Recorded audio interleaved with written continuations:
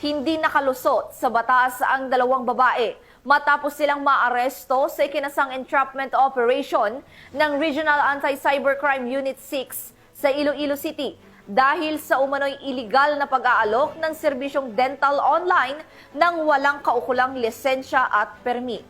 Yan ang tinutukan ni Patrolwoman Mary Grace Artizuela.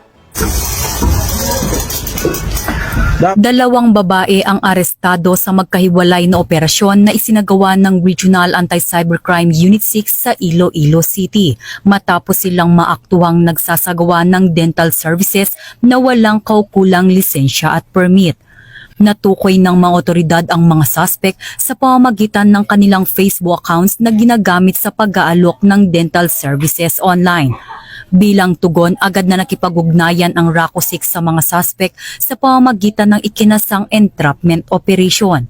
Agad na inaresto ang dalawang suspect matapos makumpirma ang kanilang iligal na aktibidad sa mismong lugar ng operasyon.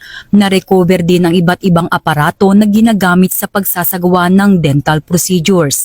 Nahaharap ngayon ang mga suspect sa paglabag sa RA 9484 o Philippine Dental Act of 2007. Sana po sa ating mamamayan, huwag po nating tangkilikin yung mga ganitong illegal na gawain.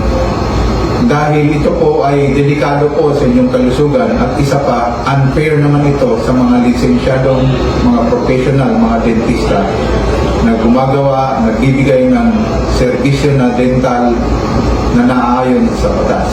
Mula dito sa Campo Crame, ako ang inyong PNN correspondent, Patrolwoman Mary Grace Artizuela, nagbabalita para sa Police News Network, alagad ng batas, tagataguyod ng balitang pulis.